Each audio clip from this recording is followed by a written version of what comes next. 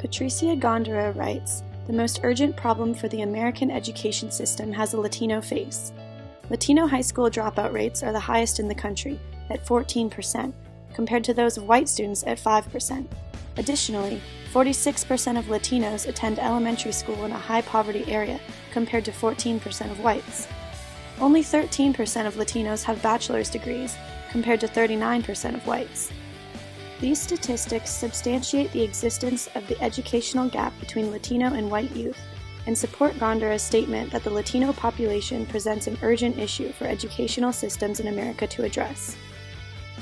America has a lot to gain from the education of minorities, with the highest benefit possible coming from education of Latinos, since their statistics are generally worse than other minority groups. Thus, while Gondera stated that the most urgent problem for the American education system has a Latino face, it is apparent that the greatest potential for the American education system also has a Latino face. Latino students know this. They've known it for a long time, and in the spring of 1968, at the height of civil rights activism, they ran an operation to ensure that everyone else knew it too. 5 years earlier, Martin Luther King Jr. had inspired the masses with his "I Have a Dream" speech. A year later, crowds of protesters marched 54 miles from Selma to Montgomery, Alabama, to support black voter registration. Then, in the spring of 1968, Chicano students in East Los Angeles organized the largest mass mobilization of Mexican Americans in Southern California to date, in which more than 15,000 students from schools in the L.A. Unified School District stormed out of their classrooms in demand of educational equality. This is the story of the East L.A. Walkouts, and how this group of young high school and college students ferociously advocated for their needs in a climate of repression. The educational process of Mexican Americans for over 20 years in East Los Angeles and throughout the Southwest has been disrupted by its failure to communicate with the Mexican American. That is the disruption. When 57% of the students at Garfield drop out year after year, there has to be a problem. We're not operating in a vacuum. There's social injustice. Moctezuma Esparza, one of the main organizers of the walkouts, describes the cultural climate preceding the walkouts in a 2006 interview. This is 1967, while the Vietnam War is in full bore, and protests are growing and the civil rights movement is flourishing. And throughout the world, young people are looking to change the world. And this was not lost on the kids in East L.A. They were able to see what their own circumstances were and how they were being oppressed, how they were being denied an opportunity for an education, an opportunity to fulfill their lives. And so, it was not difficult to organize them. Thus, in this social climate, and as a result of crowded classrooms, older buildings, and poor treatment of students, the conference was held and the plan was born. Now remember, this is 1968. There were no Facebook events, no Twitter hashtags, no instantaneous way to communicate the organization of this strategy. They had to spread the information by word, by paper flyers, pamphlets, and meetings after school and between jobs. Even with determined and diligent students working on the logistics of the walkout, the planning took 6 months, and finally they were set to take place on March 6, 1968.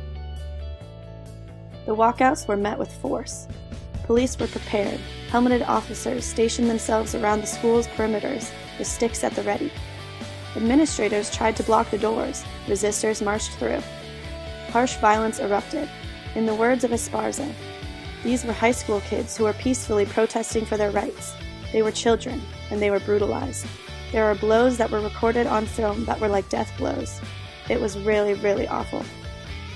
However, this violence was not represented in the media. A keyword search of walkout in the LA Times newspaper from March 6th through the 10th came up with limited coverage of the events, with the handful of articles primarily focused on the perspectives of the school administration and the plans regarding punishment of the protesters. The walkouts continued for almost a month, and at the end of March 1968, a list of academic, administrative, and student rights demands was presented to the Los Angeles Unified School District Board, outlining the changes that the protesters saw necessary. An example of an academic demand is bilingual/bicultural education will be compulsory for Mexican Americans in the Los Angeles City school system, where there is a majority of Mexican American students. In-service education programs will be instituted immediately for all staff in order to teach them the Spanish language and increase their understanding of the history, traditions, and contributions of the Mexican culture. Legal support of Mexican American education proved to be a long drawn-out task. While small compromises may have been made, the main substance of their demands was not accepted. Nevertheless, activists did not back down. There were round-the-clock sit-ins, arrests, and even jail time for some. While legal action did not immediately affirm the efforts of these activists, the East L.A. walkouts did spur a new environment of activism, cultural pride, and social justice. The political consciousness of the Chicano youth had been awoken in Los Angeles.